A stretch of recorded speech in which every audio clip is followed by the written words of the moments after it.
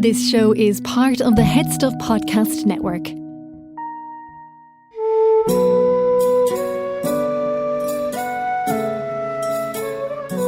I'm Connor Reid with words to that effect. Stories of the fiction that shapes popular culture. Honour to the Lincoln Green, honour to the archer keen, honour to tight little John and the horse he rode upon, honour to bold Robin Hood sleeping in the underwood. Robin Hood, riding through the glen. Robin Hood, Robin Hood. There's something we need to do. We're common archers, Robin. The laws of this land enslave people to its king.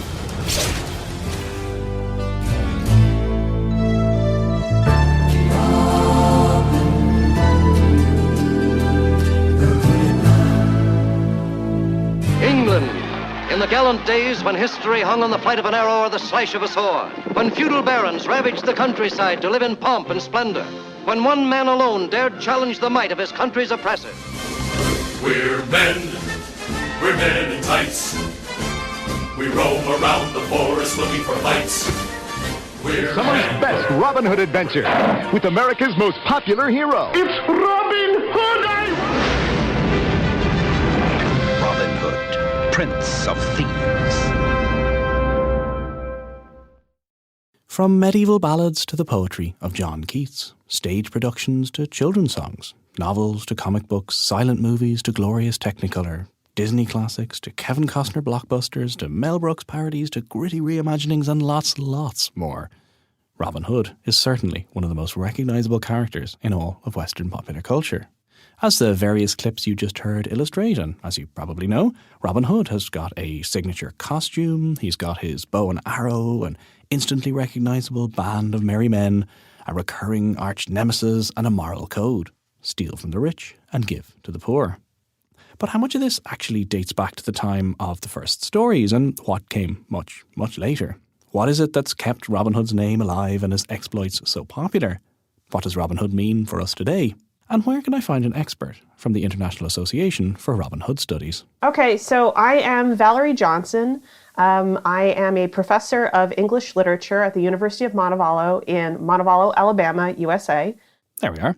So Professor Johnson is a medievalist, and this is where you need to start if you are attempting to trace back the Robin Hood story, because it goes way back to at least the 13th century, and almost certainly much further. The problem with these sort of things, of course, is that it's very, very difficult to trace an oral tradition. If people were telling the story of Robin Hood but not actually writing it down, then the records are always going to be pretty much non-existent. So instead, what we have to do is we have to look for manuscript witnesses. And the literature, so the literary references come several centuries after the earliest historical references. So the references to, Robin Hood or people named Robin Hood, either surname Robin Hood or Rob Hood or Hob Hood, or sort of inserting the names of Robin Hood and Little John and Much the Miller, into tax rolls, like as a joke, or using the names as a sort of nom de guerre or as a sort of a pseudonym, like a protection for your own name. So this is about as far back as we can go with any certainty. We have records and mentions of the name and the story from the 13th century, and then as we move through the next century or two, there are fragments and scraps of stories, Robin Hood and the Monk being one of the earliest. It is really interesting that Robin Hood and the Monk is this earliest piece that has been recorded because the owner of the manuscript was himself a cleric. And Robin Hood and the Monk is rather anti-clerical. Like, spoiler alert, the monk doesn't make it. So, a lot of that material, it's mid-15th century, which by some standards is not even properly medieval. We call that late medieval / early modern. And then there was this real explosion of performance thanks to the Tudor era.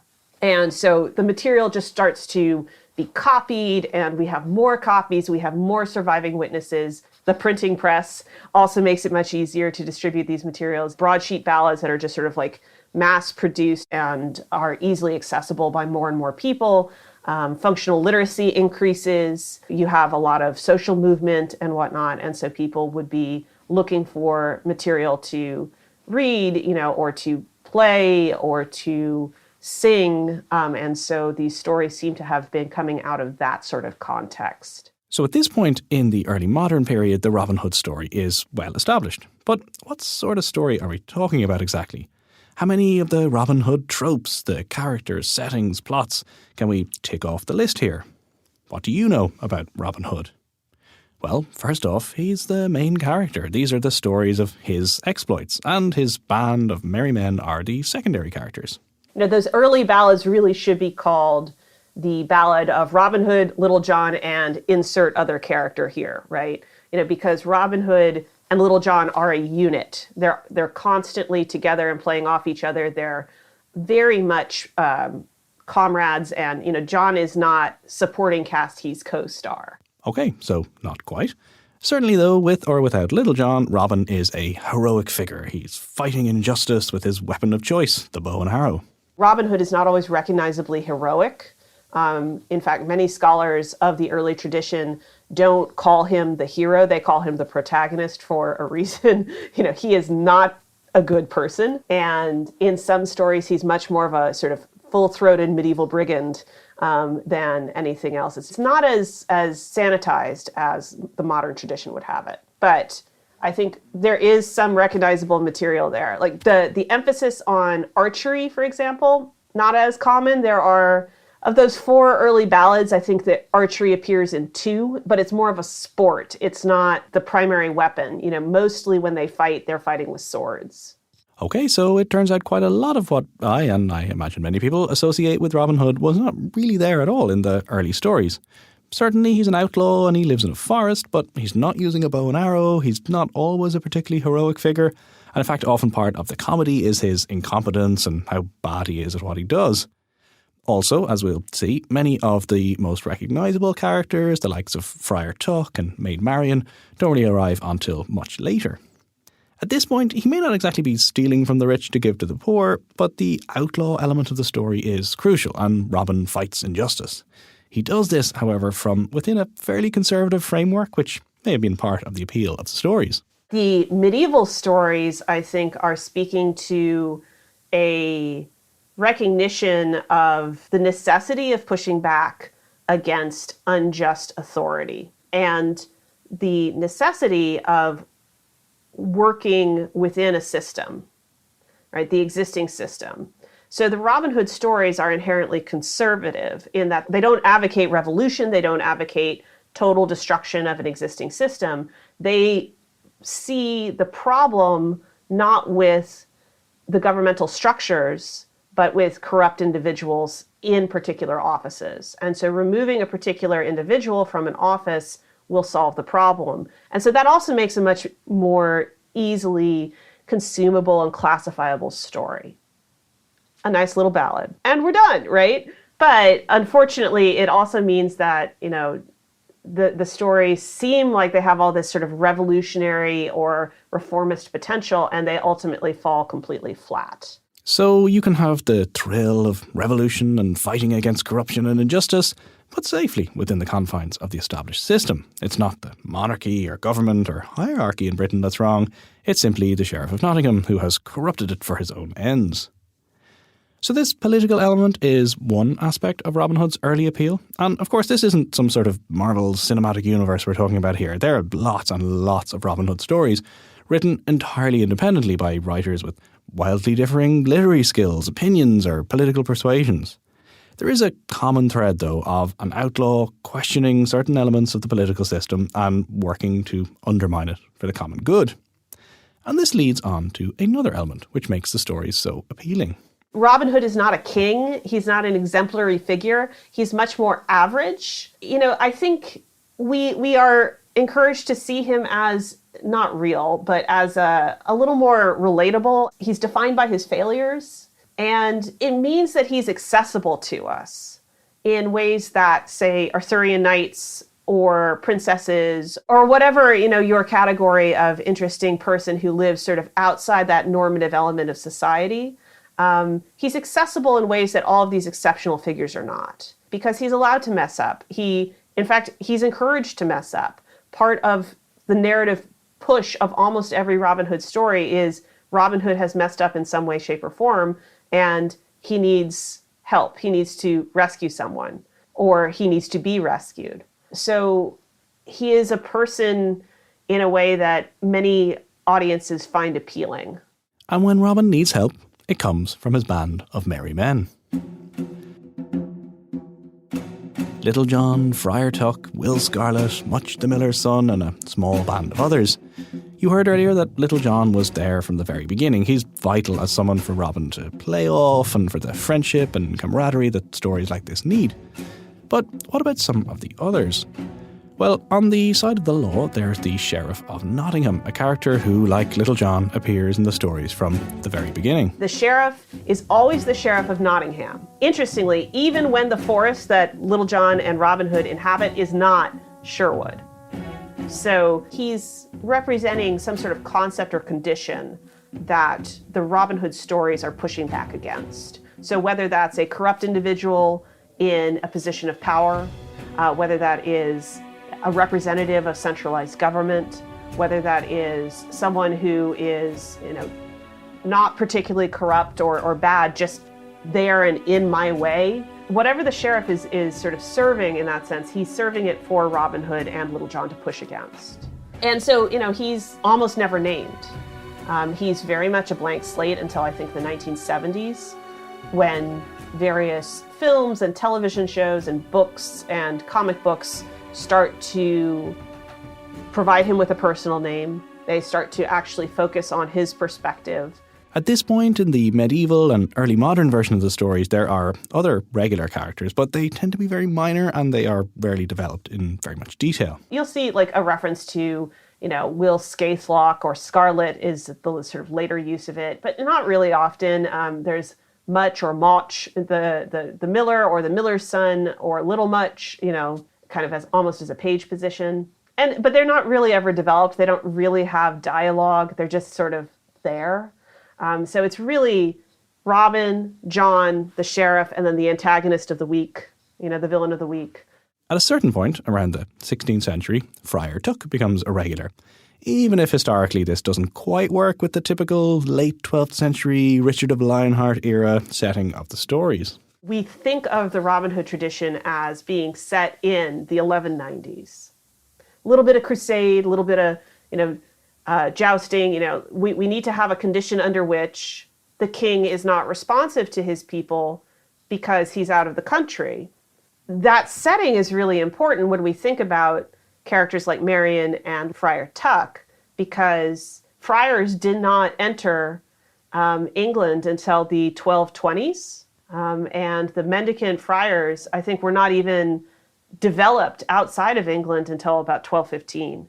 So there's literally no way for a character or a figure named Friar Tuck to be part of a Robin Hood tradition, an actual historical group, because friars didn't exist in the 1190s. But he's also really interesting because he seems to have been, a much later. He's later, but he's part of a performance tradition.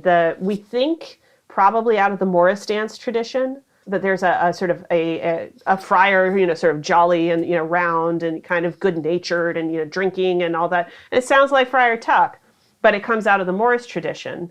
And so I think that's really where he comes in. There's an increase of his, like an uptick in occurrences of the character in the mid-16th century. And that reference to Morris dancing sent me down a whole other online rabbit hole, but let's not go there. Let's stick to Robin Hood.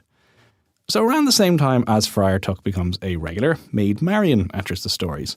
This was mostly due to a change in Robin's rank, so traditionally he had been a yeoman, a kind of middle ranking in medieval hierarchies. So a yeoman owned and cultivated their own land. They weren't a serf or a peasant, but neither were they landed gentry or aristocracy. And at a certain point, the Robin Hood character shifted and he moved up the hierarchy, which is where Marian comes in.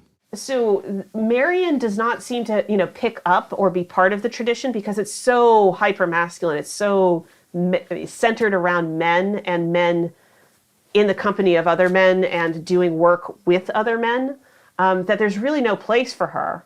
And so she doesn't really enter the tradition until Robin is elevated out of the sort of peasant yeoman position and into upper gentry, or, he becomes an exiled noble or a displaced or, a royal fallen on poor times sort of thing, like very romanticized. But as his social rank increases, there's a need for him to have a lady, because that's part of the requirement of that genre. And so once he has a lady, that's where marrying comes in. So at this point, by the 16th into the 17th century, you've got a Robin Hood and supporting cast that is definitely recognisable today. The only other element I haven't talked about is perhaps the most important part of all, the forest or the greenwood setting. Because what would Robin Hood be without his beloved Sherwood Forest? And where, for that matter, would Sherwood Forest tourism be without Robin Hood? But before I delve into the forest, I want to take a very quick break to remind you about two things. The first is that this show is, as I'm sure you know, part of the Headstuff Podcast Network, a collective of great creative Irish podcasts, and you can support this show and all the shows on the network by becoming a member of Headstuff Plus. So if you go to headstuffpodcasts.com, you can find out more details about how you sign up. You get bonus episodes from every show on the network, discounts on things like merchandise and live shows, and lots more. And I would, of course, really, really appreciate your support. If you're interested in other shows in the network, you can check out I Know That Face, a show all about character actors. So these are those actors that you definitely know. You know their face, even if you don't necessarily know their name. And that's because they play all sorts of interesting and unusual supporting roles rather than being the main star. And I Know That Face is all about that. Have a listen. I Know That Face is a movie podcast on the Headstuff Podcast Network, hosted by me, Stephen Porzio. And me, Andrew Carroll. Our show is all about character actors. The type of performers you'll see pop up in supporting roles in blockbusters. The type of people you know the faces but not the names. Each episode we pick one particular character actor and discuss a couple of their movies, shining a light on the performer's career while giving listeners plenty of movie recommendations. So the show is a must for cinema lovers. Subscribe to I Know That Face wherever you get podcasts and follow us on Twitter at I Know That Face P1. Outside the Headstuff Network, another podcast I would recommend is I Know Dino. I did an episode on dinosaurs a while back, but that may have just whetted your appetite for more dino knowledge, in which case you should check this out. We're Garrett and Sabrina from I Know Dino, the Big Dinosaur podcast. For over 100 years, dinosaurs have captured the imagination of kids and adults. In the Wild West of America, paleontologists fought over dinosaur discoveries in the Bone Wars. In Victorian times, authors wrote stories about dinosaurs on Venus, Mars, and in lost worlds. Today, a new dinosaur is discovered almost every week. And we cover every one of them on our show, I Know Dino. Listen wherever you get your podcasts and at iknowdino.com, iknowdino.com. So back to Sherwood Forest, a crucial part of the Robin Hood story, a place of freedom in quite a number of ways. Yeah, so the forest is a space where, in the early tradition, men can be men, and they can be men together outside of the restrictions and requirements of society, which would include things like, laws and social rank and whatnot, but also the presence of women. So there's some negativity in that, as a sort of escape, like finally free. But also the forest is a space where it can be a space of transformation. It can be something that is offering an alternative to city life, what the city represents, and it kind of becomes almost symbolic in this way. There's also the importance of forest law, and in medieval times a forest was a legal term. It was an area of land set aside for the king's use, so it didn't actually necessarily have to have any trees in it. And Robin Hood clashes directly with forest law. Of course, like historical forest laws were pretty restrictive, but they were also laws that, instead of going out through the Shire Court and the Hundred Court and the sort of the civic life that is very distributed and decentralized, forest laws, it went straight to the forest court, and technically the king is the head of all of that. And so the forest spaces of England, medieval England, were much more closely linked to the king than they were to civic life. So there's not only the town versus country, urban versus nature dichotomy, there's also a legal system dichotomy, potentially. And I think all of that together turns the forest into a sort of symbolic, liminal space where things can transform, different activities can happen, you can become a new person, you can model your more ideal society, you can improve society. There are certainly parallels here with other similar spaces. I talked before in episode 39 on Edgar Rice Burroughs about Tarzan and the jungles of Tarzan adventures and other tales like that work in a very similar way. So too does the fictionalized American frontier of the Western genre, another space of transformation, another overwhelmingly male space away from the supposed limitations of women and society and laws. And these tropes get repeated again in space and on other planets in science fiction tales and on and on. The forest is a space outside time and society. It's wild and full of potential to transform. It's also full of potential for adventure and romance and action. Which brings us to some of the more recent retellings of this centuries-old tale. The 19th century saw a surge of interest in Robin Hood, with Walter Scott's Ivanhoe in 1819 a major part of this. Ivanhoe, is the one that everyone remembers, Sir Walter Scott's Ivanhoe. But also, Thomas Love Peacock was working on a novel called Maid Marian. He actually was beaten to publication by Scott, and he had to put in a little disclaimer saying, I swear I was working on this and I'm not ripping you off. I was working on it before, and, whether or not that's true or not, we'll see. But he felt he had to say that. At about the same time, the poet John Keats is having a sort of correspondence with his friend John Reynolds, and they are exchanging Robin Hood poems and speaking to each other through this poetry and sort of pushing back. And they're all doing slightly different things with these poems and the novels. It was also around this time that the story began to be adapted as a children's tale. For the vast majority of people today, I imagine, it is as a children's story that they first encounter Robin Hood.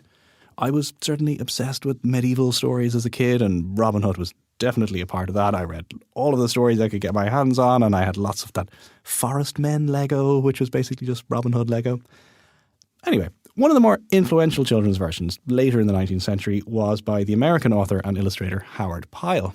Howard Pyle creates The Merry Adventures of Robin Hood, which he designed the cover, he wrote the text, he illustrated it, he typeset everything. I mean, this is an art book from start to finish, but he was able to mass produce it.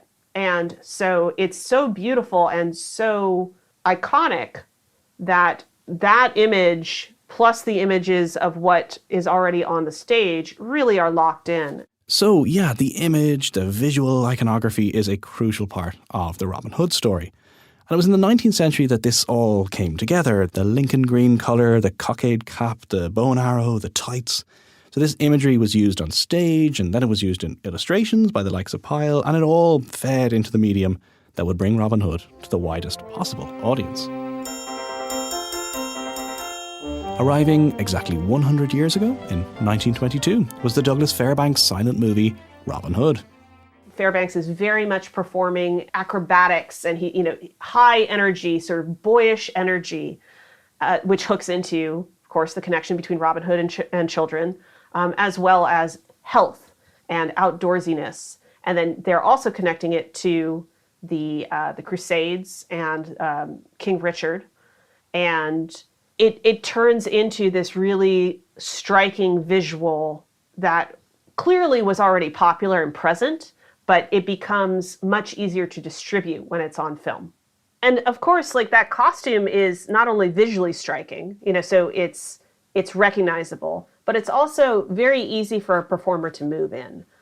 So it's a costume that is comfortable. It's not one that's painful or embarrassing. You mentioned Tarzan, and I know that there are a great many performers who wouldn't want to take on that role because they don't want to wax. They don't want to have that muscle structure. They don't want to parade around in a tiny little itty bitty, leopard skin bikini. The 1922 Robin Hood was a blockbuster production and was both commercially successful and extremely influential on the many, many Robin Hood films to come. The next most important of these is the 1938 The Adventures of Robin Hood, with Errol Flynn. Robin Hood, outlaw of Sherwood Forest and his stalwart band. robbing the rich to feed the poor, ready to fight for king. Fun fact, Maid Marian was played in this film by Olivia de Havilland, who only died the year before last at the age of 104. So everything that came after the 1938 film has referenced it in one way or another, and there have been a lot of adaptations. Type Robin Hood into IMDb and you get over 200 results. From the 144 episodes of the 1950s TV series, The Adventures of Robin Hood, to the 1993 classic Robin Hood Men in Tights, to the 1969 film, The Erotic Adventures of Robin Hood, His Lusty Men and Bawdy Wenches. Now you may have seen some or none, or maybe all of these.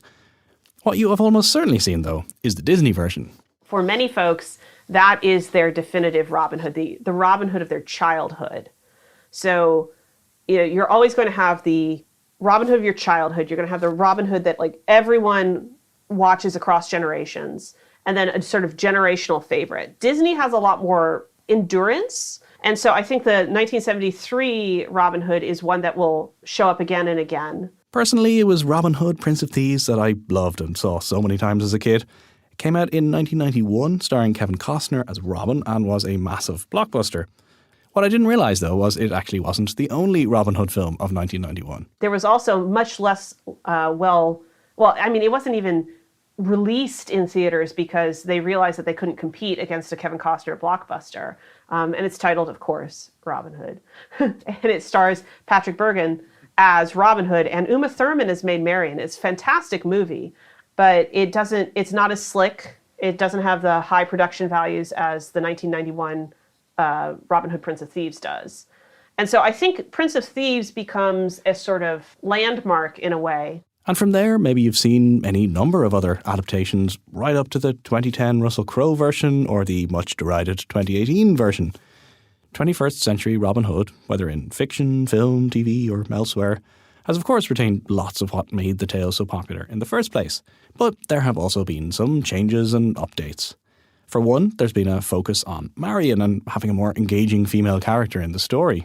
There are many people who would like to see a Marian who is, active and engaged and is not a victim of circumstance. And I think the 2018 film is starting to move towards that.